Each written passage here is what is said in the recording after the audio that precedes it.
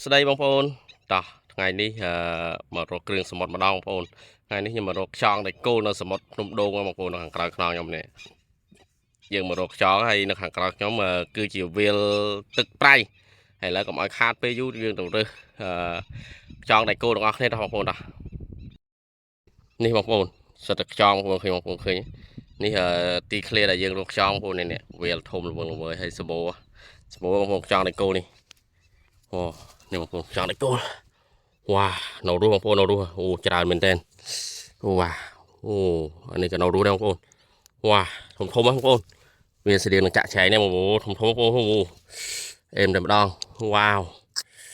តោះកុំឲ្យខាតពេកយូរយើងរើសទាំងអស់គ្នាអូសិតតែខ្យងបងប្អូនទុកម្ដងមិនបានយកថងមកដាក់បងប្អូននេះខ្ញុំរើសទៀតសិនវ៉ាច្រើនបងប្អូននេះអូនេះ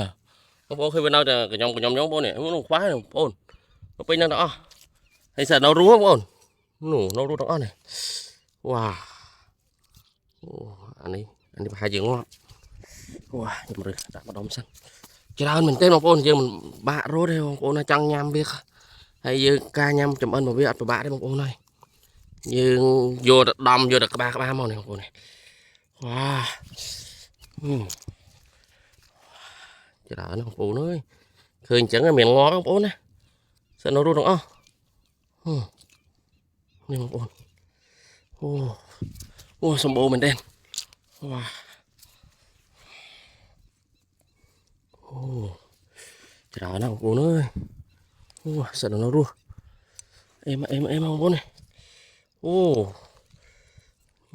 នេះបងប្អូនរស់ទាំងអស់វ៉ាបានច្រើនបងប្អូននេះខ្ញុំរើមកផ្លែតមិញហ្នឹងបានប៉ុណ្ណឹងបងប្អូនហើយយើងទៅរើបន្តទៀតនេះបងប្អូនសិននៅរស់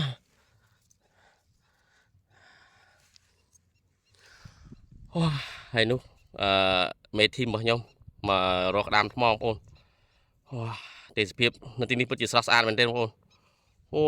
វាលធំល្វឹងល្វើយហត់បន្តិចបងប្អូនយើងទៅចាប់តាមរត់ចុកវ៉ាបងប្អូនច្រើនបងប្អូនណាมันខ្វះទេថាបងប្អូនចង់បានมันខ្វះទេយកប្រមាណក៏មិនខ្វះអូសិតតែនិយាយរួមសិតតែនៅរស់ទាំងអស់បងប្អូនអើយវ៉ា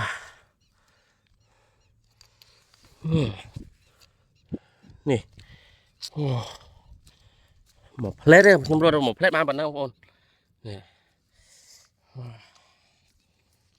យើងទៅរើបន្តទៀតអូនេះអូនេះបងប្អូននេះធំល្អមែនទេ